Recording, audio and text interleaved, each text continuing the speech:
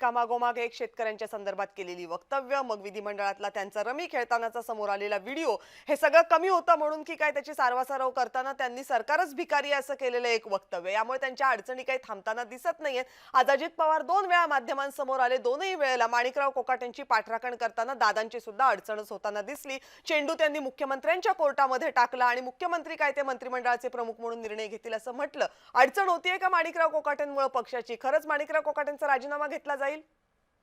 एक लक्षात घ्या की माणिकराव कोकाटेंनी याच्या आधी जी काही वक्तव्य केली होती त्या वक्तव्यावर माननीय अजितदादा यांनी त्यांना वेळोवेळी ती तंबी दिलेली होती. हं, आता आजचा जो विषय आहे की बाबा महायुतीतल्या मंत्र्यांचा खांदेपालट होणार आहे का, मंत्र्यांना डिच्चू मिळणार आहे का, आतापर्यंत कालपासून तरी जेव्हा या चर्चा सुरू झाला हं, याच्यावर भाजपच्या आणि आमच्या सरकारमधल्या प्रत्येकाने सांगितलं असा कोणताही बदलण्याची कोणतीही चर्चा किंवा अशी कोणतीही सूत्रांनी दिलेली माहिती ही आमच्यापर्यंत नाही. त्याच्यामुळे हं. विरोधकांच्या वृत्तपत्रातनं, विरोधकांच्या मागणीवरनं किंवा लोकशाहीने त्यांना जो अधिकार दिलाय त्याच्यावरनं ते जे काही सांगत आहेत, जरी त्यांनी आरोप केले, जरी त्यांनी सूत्रांनी दिलेली माहिती अशी दिली, तरी हा सर्वस्व अधिकार हा महायुतीतल्या वरिष्ठ नेत्यांचा आहे.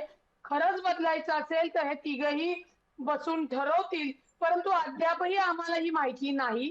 राहिला विषय कोकाट्यांच्या बाबतीत माननीय अजितदादांनी आजही सांगितलं, की आम्ही मुख्यमंत्र्यांसोबत बसून याबाबतचा काय निर्णय घ्यायचा आहे, हा तुम्हाला मंगळवारपर्यंत सांगू. मग घेणार आहेत का, का घेणार नाहीयेत? हे सगळं चित्र आपल्याला मंगळवारी क्लिअर होईल. परंतु विरोधकांनी आरोप केले किंवा त्यांनी मागणी केली म्हणून तातडीने महायुतीने बसून निर्णय घेतला असा कोणताही विषय सध्या तरी नाही.